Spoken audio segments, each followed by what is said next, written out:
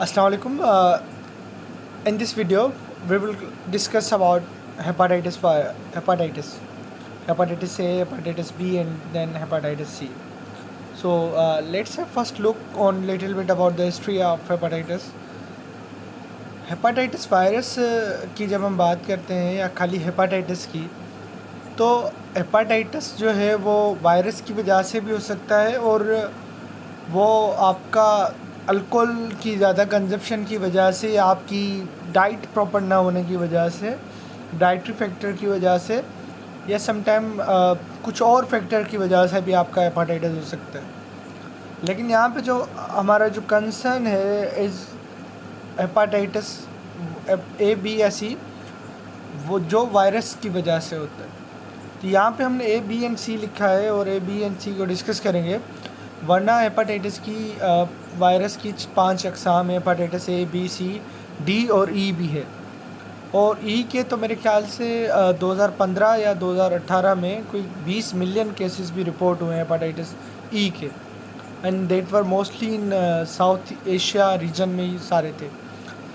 तो थोड़ा सा इसकी बैकग्राउंड देखते हैं, थोड़े से स्टेटिस्टिक्स इसके देखते हैं कि क्या है। WHO भी इसके हवाले से क्या कहता है।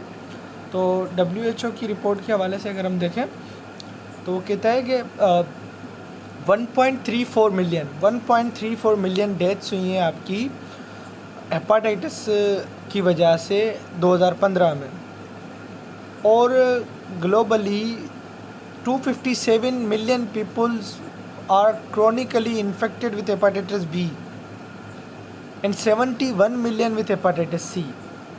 आप इमेजिन करें कि 257 मिलियन ओवरऑल ग्लोबल लेवल पे अफेक्टेड है बंदे हेपाटाइटिस बी से और 71 मिलियन है हेपाटाइटिस सी से। और फर्दर WHO ने ये एस्टिमेट भी किया है कि 2015 से 2030 के दरमियान 20 मिलियन डेथ्स एक्सपेक्टेड हैं। उसमें से जैसे कि आप देखें 1.34 मिलियन डेथ्स 2015 में हो चुकी हैं। और जब हम पाकिस्तान की बात करें WHO के स्टेटिस्टिक्स के हिसाब से, तो पाकिस्तान में 12 मिलियन एक्टिव केसेस हैं हेपाटाइटिस के। कितने? 12 मिलियन, 1.20 करोड़ केसेस। हमारी total population is round about 20 crore. उसमें से 1 करोड़ बंदों को आपका जो है ना वो हेपाटाइटिस है। 1.20 करोड़ बंदों को आपका हेपाटाइटिस है। पाकिस्तान में हर साल 1,50,000 नए पेशेंट्स एड हो रहे हैं हेपाटाइटिस से। So this is very much communicable disease और काफ़ी रैपिडली फैल रही है हमारे पास, क्योंकि इकोनॉमिक और दूसरे सारे इतने सारे मसाइल हैं। इसकी वजह से इस डिज़ीज़ के ऊपर फोकस जो है वो काफ़ी कम रहा है। हालांकि it's quite spreading at an enormous rate. अभी ये जो स्टेटिस्टिक्स है ये भी वो जो कि रिपोर्ट किए जाते हैं cases, there are thousands of cases which are not reported.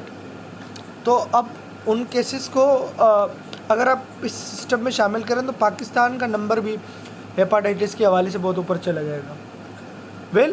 अब आते हैं स्लाइड के ऊपर। हेपाटाइटिस ए बी एंड सी, हम उनकी सिम्टम्स को डिस्कस करते हैं। सिम्टम्स तीनों की कॉमन है तो तीनों की साथ रखी हैं। अब हेपाटाइटिस ए बी और सी की सिम्टम्स में है, some people have no symptoms specially hepatitis C virus के। क्या होता है, कुछ लोगों में कोई सिम्टम्स अलग से होती ही नहीं है, कोई ऐसी निशानी होती ही नहीं है जिसके बेस के ऊपर आप कहें कि हाँ इसको वायरस है। जैसे कि हेपाटाइटिस सी के वायरस की इतनी कोई स्पेसिफिक सिम्टम्स नहीं होती। हाँ, ये क्वाइट सिग्निफिकेंट है दूसरी सिम्टम आपकी, कि आपका जो है ना वो आइज़ येलो होना शुरू हो जाती है और आपकी स्किन भी येलो होना शुरू हो जाती है। हम सिंधी में मेरे ख्याल से इसको टिपिकली हम कारी साई बोलते हैं। वो भी एक हेपाटाइटिस का किस्म है, तो उसमें रिकवरी काफ़ी मुश्किल हो जाती है बंदे की। अच्छा, उसके बाद आगे मूव करते हैं। हेपाटाइटिस की और सिम्टम कौन सी हैं? लॉस ऑफ एपिटाइट है, भूख नहीं लगती, नोज़िया, वॉमिटिंग, फीवर, स्टमक और जॉइंट पेन। अब नोज़िया किसको कहते हैं, या नोज़िया बेसिकली ये जो उल्टी से पहले वाली हालत होती है हमारी, ये बड़ी बुरी बहुत ही पेनफुल एक टाइम होता है कि जब हमें प्रॉपरली वॉमिट भी नहीं हो रही होती है। और वॉमिटिंग, उल्टी का आना, फीवर, बुखार होना, स्टमक पेट का दर्द हो या जॉइंट्स में हमारे एक पेन होता है, वो इसकी वजह से इसकी सिम्टम्स है।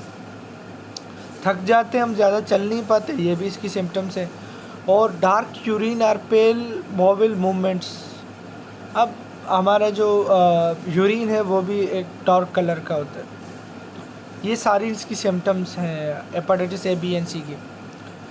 अच्छा, उसके बाद एक क्रोनिक इन्फेक्शन और मतलब इन्फेक्शन फॉर लाइफ, मतलब कि एक दो टर्म यूज़ होते हैं आपकी मेडिकल लैंग्वेज में या मेडिकल साइट पे।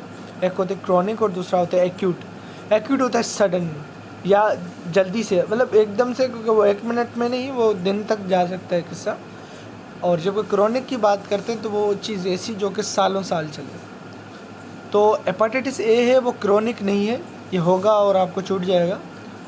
और हेपेटाइटिस बी सिर्फ 10% क्रोनिक है, हेपेटाइटिस सी 90% क्रोनिक है। मतलब जब आप हेपेटाइटिस सी आपको होता है तो देयर आर चांसेस कि आपके लिवर में सायरोसिस होगी। लिवर सायरोसिस किस चीज़ को कहते हैं? सायरोसिस का मतलब होता है किसी चीज़ का वियर एंड टीयर होना, मतलब किसी चीज़ का उखड़ना। लेयर सेल्स होते हैं जो आपके लिवर के, वो वियर ऑफ होना शुरू हो जाते हैं और इससे अल्टीमेटली आपकी लिवर कैंसर भी हो सकती है। यही आपकी जो है ना हेपेटाइटिस बी में भी हो सकता है, लेकिन 10% चांसेस हैं, बहुत कम चांसेस, इतने नहीं है। हेपेटाइटिस सी में देयर आर 90% चांसेस। कैसे फैलता है? अब इसमें आप देखें कि hepatitis A faecal oral route, पाखाने और जो हम मुंह से चीज़ें खाते हैं उसकी वजह से ये फैल सकता है। पानी हमारा, ये तो बहुत सारी बीमारियों का सबब है। कंटेमिनेटेड वाटर, वाटर पोल्यूशन जो है अभी तक भी डेवलपिंग कंट्रीज़ में is considered as one of the major causes of the death, specially in the children. और ओरल और एनल सेक्सुअल कॉन्टेक्ट, आपको सेक्सुअल कॉन्टेक्ट जब भी किसी दो बंदों में होता है तो उसकी वजह से आपका हेपेटाइटिस ये ट्रांसफ़र हो सकता है, hepatitis A.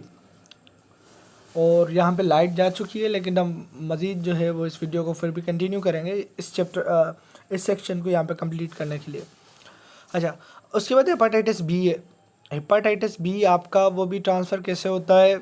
Blood and bodily fluid contact, मतलब कि दो बंदे हैं, एक में आपका हेपेटाइटिस है, अगर उसका ब्लड या बॉडीली फ्लूइड अगर उसका दूसरे बंदे नॉर्मल बंदे के साथ कांटेक्ट में आता है तो आपको जो नॉर्मल बंदा है उसको भी हेपेटाइटिस बी लग जाएगा। उसके बाद आपका सेक्स की वजह से, ये तो तीनों में है, मतलब तीनों के तीनों आपके जो है ना वो हेपेटाइटिस ए, बी एंड सी, और तीनों के तीनों जो है वो आप जिस भी किस्म का करते हैं, आपका सेक्सुअल कांटेक्ट होता है आपका किसी से भी, तो दैट इज़ रिस्पॉन्सिबल कि आपका वो जो है वो ट्रांसफॉर्मेशन है उस चीज़ की। मदर टू बेबी भी हो सकता है। नीडल्स का यहाँ पे है कि वो जो इंजेक्शन जो आमतौर पे जो ड्रग यूज़ करते हैं, ड्रग में काफ़ी वो अपने आप को रिलैक्स करने के लिए डिफरेंट पर्पजेज़ के लिए ड्रग्स यूज़ करते हैं, तो वहाँ पे भी ये है कि वो इंजेक्शन जो हैं वो एक ही इंजेक्शन 8-10 को लग रही होती है। और ये हेपेटाइटिस भी ह्यूमन बाइट की वजह से भी ट्रांसफ़र हो सकता है, तो किसी को काटने से थोड़ा सा गुरेज करें। अच्छा, हेपेटाइटिस सी कैसे फैलता है? ब्लड और बॉडीली फ्लूइड कांटेक्ट की वजह से, सेम नीडल्स की वजह से, मदर टू बेबी और सेक्स, ये सारी चीज़ें वही हैं जो कि हम डिस्कस कर चुके हैं। अब आती है बात वैक्सीन के ऊपर। वैक्सीन है या नहीं इसकी? हेपेटाइटिस ए की है, बी की है और सी की नहीं है, क्योंकि सी में आपका लिवर पहले से इतना डैमेज हुआ होता है कि अब क्या उसकी रिकवरी होगी।